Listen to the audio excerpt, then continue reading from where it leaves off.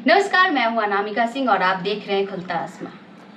कला एवं संस्कृति विभाग द्वारा गुरु शिष्य परंपरा योजना शुरू की गई, जिसका उद्देश्य है देश की समृद्धि सांस्कृतिक विरासत अथवा दुर्लभ तथा विलुप्त प्राय पारंपरिक लोक सांस्कृतिक और शास्त्रीय कलाओं या मॉडर्न व एक्सपेरिमेंटल आर्ट एंड थिएटर कला योद्धाओं को प्रोत्साहित, संरक्षित और प्रचारित करना, ताकि युवाओं को विशेषज्ञ गुरुओं के मार्गदर्शन में प्रशिक्षण प्रदान हो सके। इतना ही नहीं, जहां एक तरफ इन्हीं कला वाहकों के बदौलत मोदी सरकार दुनिया में भारत मुनि नाट्य शास्त्र एवं वसुदेव कुटुंबकम का डंका बजाकर भारत को दुनिया में रिकॉर्ड श्रेणी में खड़ा किया। जी हाँ, ये सत्य है और सुनने में भी काफी अच्छा लग रहा है कि भारत का वर्चस्व कला के क्षेत्र में बढ़ता जा रहा है।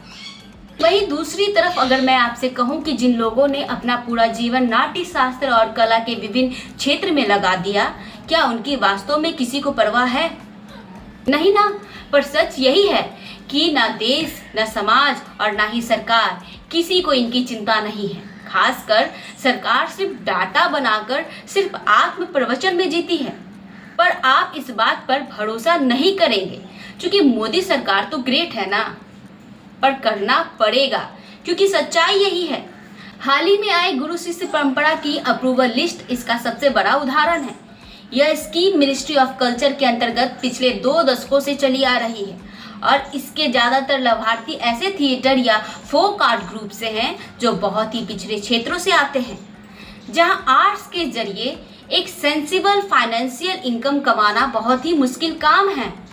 स्कीम का मुख्य उद्देश्य भारत की लोक कलाओं को प्रिजर्व करना और आर्टिस्ट को फाइनेंशियली स्टेबिलिटी देना है, या यूं कहें कि देना था।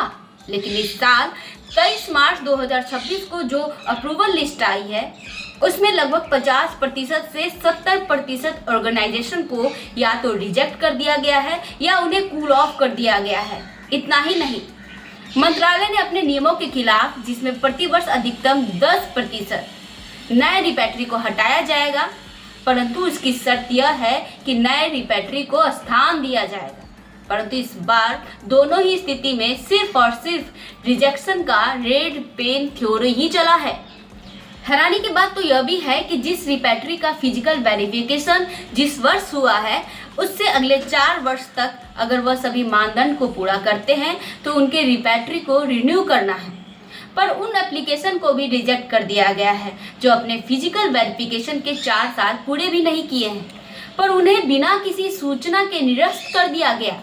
और जिन ऑर्गेनाइजेशन को यह ग्रांट मिली भी है, उनके मेंबर की संख्या बिना किसी स्पष्ट कारण के कम कर दी गई है, जिसमें थिएटर जगत के कई सम्मानित कलाकारों की ऑर्गेनाइजेशन भी शामिल हैं।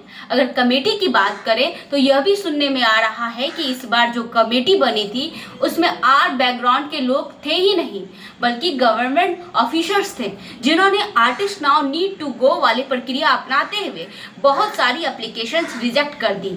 एक कारण यह भी हो सकता है कि थिएटर ग्रुप और कलाकार अक्सर सिस्टम की खामियों को अपने काम के जरिए सामने लाते हैं और शायद यही बात सरकार और उनके पालतू तंत्र के कुछ लोगों को असहज करती है और सरकार के कार्यशैली में खामियों को उजागर करने और उन्हें ठीक करने के लिए, ताकि करने की उनकी यह पहल बहुत आसान है।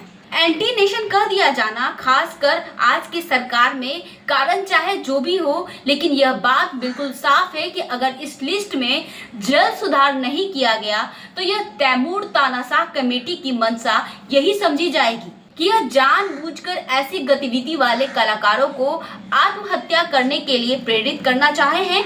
चूंकि हमारे देश की मेहनती कलाकार जो आज भी हमारी लुप्त होती कलाओं को जिंदा रखे हुए हैं, वो सभी एक गंभीर आर्थिक संकट में चले जाएंगे।